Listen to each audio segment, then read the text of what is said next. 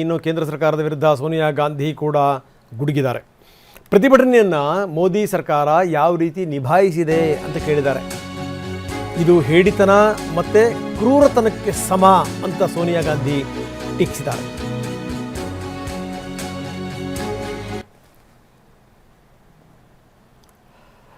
ತೀರ ಪ್ರತಿಭಟನೆ ಮಾಡ್ತಿರೋರನ್ನ ಹತ್ತಿಕ್ಕಲಿಕ್ಕೆ ಪೊಲೀಸರನ್ನು ಬಳಸಲಾಗಿದೆ, ಕೇಂದ್ರೀಯ ಸಶಸ್ತ್ರ ಪಡೆಯನ್ನು ಬಳಸಿಕೊಳ್ಳಲಾಗಿದೆ. ಇದನ್ನು ಒಪ್ಪಲಿಕ್ಕೆ ಸಾಧ್ಯನಾ ಅಂತ ಪ್ರಶ್ನೆ ಮಾಡಿದ್ದಾರೆ ಸೋನಿಯಾ ಗಾಂಧಿ.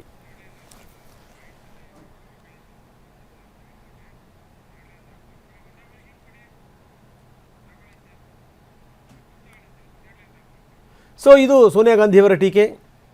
ಪೊಲೀಸರು ಮತ್ತು ಕೇಂದ್ರೀಯ ಸಶಸ್ತ್ರ ಪಡೆಯನ್ನು ಬಳಸಿರೋದು, ಯುವಕರ ದೇಹಗಳ ಮೇಲೆ ಪೆಲೆಟ್ ದಾಳಿ ಗಾಯಗಳಾಗಿವೆ, ಇದನ್ನು ಮಾಡಿ ಅಂತ ಅಮಿತ್ ಶಾ ಸೂಚನೆ ಕೊಟ್ಟಿರ್ತಾರೆ. ಇದು ಸೋನಿಯಾ ಗಾಂಧಿ ಮಾಡಿರುವಂಥ ಟೀಕೆ. ಇನ್ನು ಖರ್ಗೆ ಕೂಡ ತಿರುಗೇಟು ಕೊಟ್ಟಿದ್ದಾರೆ. ಸಂಸತ್ತಿನ ಹೊರಗೆ ಮನ್ ಕಿ ಬಾತ್ ಮಾಡೋದಲ್ಲ, ಸಂಸತ್ತಿಗೆ ಬರಬೇಕು, ಸದನದಲ್ಲೇ ಹೇಳಿಕೆ ಕೊಡಬೇಕು. ಇದು ಮಲ್ಲಿಕಾರ್ಜುನ ಖರ್ಗೆ ಅವರ ಟೀಕೆ.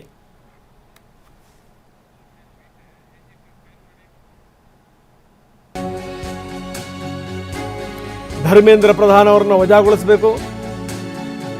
ಸಂಸತ್ತಿಗೆ ಬರೋದಕ್ಕಿಂತ ಮೊದಲು ಪ್ರಧಾನಿ ಮೋದಿಯವರಿಗೆ ಮನವಿ ಮಾಡಿದ್ದಾರೆ ಖರ್ಗೆ, ನೀವು ಪ್ರಧಾನ್ ಅವರನ್ನು ವಜಾಗೊಳಿಸಿ ಸಂಸತ್ ಒಳಗಡೆ ಬನ್ನಿ. ಮೊದಲಿಗೆ ವಿದ್ಯಾರ್ಥಿಗಳ ಕ್ಷಮೆ ಕೇಳಿ, ವಿದ್ಯಾರ್ಥಿಗಳ ಧ್ವನಿಯನ್ನ ಹತೋಟಿಗೆ ತರಲಿಕ್ಕೆ ನೀವು ಲಾಠಿ ಬಳಸಿದಿರಿ, ಪೈಲಟ್ ಗನ್ಗಳನ್ನು ಬಳಸಿದಿರಿ. ಯಾರು ಇದನ್ನ ಆದೇಶ ಕೊಟ್ಟಿರುವಂಥವರು, ಅವರ ವಿರುದ್ಧ ಕಠಿಣ ಕ್ರಮ ತೆಗೆದುಕೋಬೇಕು. ಆ ನಂತರ ಶಿಕ್ಷಣ ವ್ಯವಸ್ಥೆಯ ಬಗ್ಗೆ ನಾವು ಚರ್ಚೆ ಮಾಡೋಣ, ಅದಕ್ಕೆ ನಾವು ರೆಡಿ ಇದ್ದೀವಿ. ಬರೀ ನಮ್ಮ ಪ್ರತಿನಿಧಿ ಹರೀಶ್ ನಮ್ಮ ಜೊತೆ ಸಂಪರ್ಕದಲ್ಲಿದ್ದಾರೆ. ಹರೀಶ್, ಸೋನಿಯಾ ಗಾಂಧಿ ಮತ್ತು ಮಲ್ಲಿಕಾರ್ಜುನ ಖರ್ಗೆ ಮಾತಾಡೋದನ್ನು ನೋಡಿದ್ವಿ. ಅಂದರೆ ಈ ವಿದ್ಯಾರ್ಥಿಗಳ ಮೇಲೆ ಈ ರೀತಿ ನೀವು ಹಲ್ಲೆ ಮಾಡಲಿಕ್ಕೆ ಯಾರು ಕುಮ್ಮಕ್ಕು ಕೊಟ್ಟರು? ನಿಮ್ಮ ಕುಮ್ಮಕ್ಕು ಇಲ್ದನೇ, ನಿಮ್ಮ ಆರ್ಡ್ರ್ ಇಲ್ದನೇ ಈ ರೀತಿ ವಿದ್ಯಾರ್ಥಿಗಳ ಮೇಲೆ ಹಲ್ಲೆ ಮಾಡಲಿಕ್ಕೆ ಸಾಧ್ಯನಾ, ಹೊಡಿಲಿಕ್ಕೆ ಸಾಧ್ಯನಾ ಅನ್ನುವಂಥದ್ದು ಅವ್ರ ಪ್ರಶ್ನೆ. ಜೊತೆಗೆ ನೀವೇನಾದರೂ ಬೇಕಾ ಚರ್ಚೆ ಮಾಡಿ, ಬನ್ನಿ ಚರ್ಚೆ ಮಾಡೋಣ, ಆದರೆ ಅದಕ್ಕಿಂತ ಮೊದಲು ಪ್ರಧಾನ್ ರಾಜೀನಾಮೆ ಕೊಡಬೇಕು ಅನ್ನುವಂಥ ಭರವಸೆ ನಮಗೆ ಸಿಗಬೇಕು ಅಂತಾರೆ ಖರ್ಗೆ. ಏನಂತೀರಿ? ಹೌದು ರಂಗನಾಥ್, ರಾತ್ರಿ ಪ್ರಧಾನಿ ನರೇಂದ್ರ ಮೋದಿ ಅವರು ಹರಿಬಿಟ್ಟಂತಹ ವಿಡಿಯೋ ಸಂದೇಶ ಏನಿದೆ, ಇದಕ್ಕೆ ಪ್ರತಿಕ್ರಿಯೆಗಳನ್ನ ಈಗ ವಿರೋಧ ಪಕ್ಷದ ನಾಯಕರುಗಳು ಕೊಡ್ತಾ ಇದ್ದಾರೆ. ಬಹುಮುಖ್ಯವಾಗಿ ಸೋನಿಯಾ ಗಾಂಧಿ ಅವರು ಕೂಡ ಇದಕ್ಕೆ ಪ್ರತಿಕ್ರಿಯೆಯನ್ನ ಕೊಟ್ಟಿದ್ದಾರೆ. ಬಹುಮುಖ್ಯವಾಗಿ ದೆಹಲಿಯಲ್ಲಿ 20ನೇ ತಾರೀಕು ವಿದ್ಯಾರ್ಥಿಗಳ ಮೇಲೆ ಆದಂತಹ ಲಾಠಿ ಚಾರ್ಜ್ ಆಗಿರಬಹುದು, ಮತ್ತೆ ಪೆಲೆಟ್ ದಾಳಿ ಆಗಿರಬಹುದು, ಇವುಗಳನ್ನ ಖಂಡಿಸಿರುವಂತಹದ್ದು. ಬಹುಮುಖ್ಯವಾಗಿ ವಿದ್ಯಾರ್ಥಿಗಳ ಮೇಲೆ ಪೆಲೆಟ್ ದಾಳಿ ಆಗುತ್ತೆ ಅಂತಂದ್ರೆ ಇದು ಯಾರು ಈ ತರದ ಸೂಚನೆಯನ್ನ ಕೊಟ್ಟಿದ್ದಾರೆ?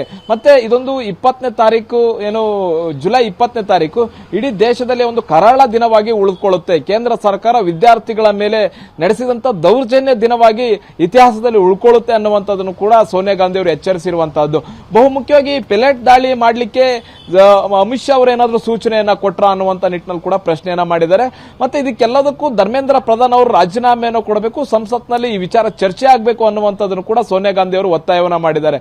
ಬಹುಮುಖ್ಯವಾಗಿ ಮಲ್ಲಿಕಾರ್ಜುನ ಖರ್ಗೆ ಅವರು ಕೂಡ ಇದೇ ಸ್ಟ್ಯಾಂಡ್ ಅನ್ನು ತೆಗೆದುಕೊಂಡಿದ್ದಾರೆ. ಈ ವಿಡಿಯೋ ಸಂದೇಶಕ್ಕೆ ಮಲ್ಲಿಕಾರ್ಜುನ ಖರ್ಗೆ ಅವರು ಕೂಡ ತಿರುಗೇಟನ್ನ ಕೂಡ ಕೊಟ್ಟಿರುವಂತಹದ್ದು. ನೀವು ಮನ್ ಕಿ ಬಾತ್ ಅನ್ನ ಯಾವುದೋ ವಿಡಿಯೋದ ಮೂಲಕ ಅಲ್ಲ, ಸಂಸತ್ನಲ್ಲಿ ಬಂದು ಮಾತಾಡಬೇಕು.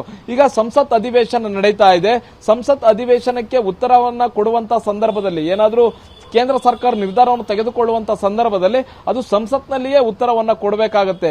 ಎಲ್ಲ ಹೊರಗಡೆ ಉತ್ತರವನ್ನ ಕೊಡೋದು ಎಷ್ಟು ಸರಿ ಅನ್ನುವಂತಹದನ್ನು ಕೂಡ ಮಲ್ಲಿಕಾರ್ಜುನ ಖರ್ಗೆ ಅವರು ಪ್ರಧಾನಿ ನರೇಂದ್ರ ಮೋದಿ ಅವರಿಗೆ ಪ್ರಶ್ನೆಯನ್ನ ಮಾಡಿದ್ದಾರೆ.